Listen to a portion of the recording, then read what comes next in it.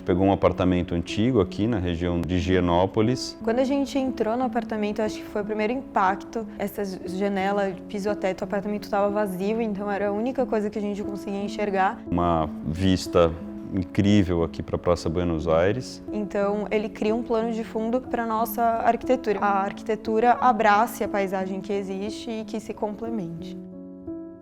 A primeira ideia que a gente teve foi: vamos deixar a estrutura completamente aparente. A gente acabou descascando todo o apartamento, né? Entendendo toda a estrutura do prédio. Da década de 60, que tem vantagens que hoje os novos apartamentos muitas vezes não têm, né? Então, pé direito alto, paredes super estruturadas. Ele tinha uma configuração de planta bem antiga, que a gente tinha um hall de distribuição, que era essa galeria que não era conectada à sala.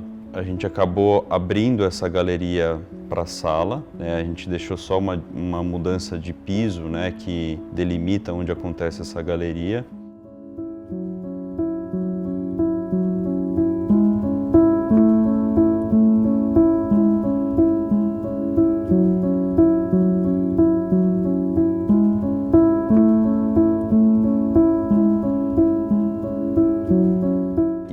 A porta de entrada, a gente queria que fosse uma experiência diferente também de uma porta de apartamento. Então a gente buscou como se fosse um gradil, um portão de casa, uma serralheria, e aí ela tem esse vidro todo canelado que dá uma privacidade.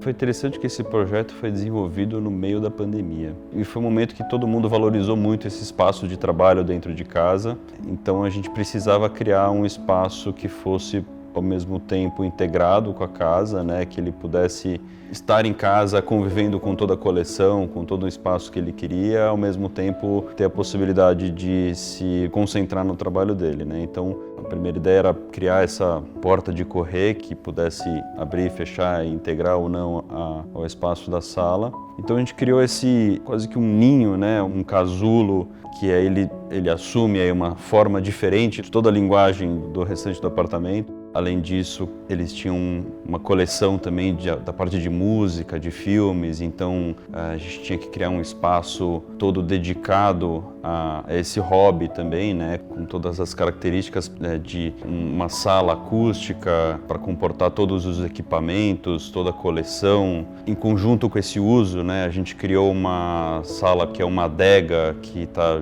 junto com esse espaço, né, desse home theater, que tem uma área de degustação, né, do preparo, né, de toda uma cerimônia ali para esse momento de tomar um vinho, né, de fazer um drink. Então, juntando essas partes todas, né, para compor aí o apartamento. Quando a gente entrou aqui no apartamento, ele era um apartamento super antigo, então ele tinha materiais incríveis que hoje em dia a gente até valoriza muito mais, às vezes, muitas vezes a gente não consegue encontrar. O piso estava intacto, a gente preservou ele quase como que inteiro, a gente fez só um restauro por conta do tempo. Todo o hall antigo de entrada, ele era todo em mármore travertino. A gente tirou já em algum momento da natureza, então a gente reaproveitou ele de uma forma diferente, a gente quebrou ele todo em pedacinhos e a gente criou um piso, tanto o piso da cozinha quanto o piso desse hall de entrada, com uma combinação com outros mármores para a gente criar um terrazzo e aproveitar o existente. Todos os caixilhos da sala a gente manteve, a gente restaurou, então todos esses elementos a gente tenta valorizar, preservar o que é legal, o que é história. A gente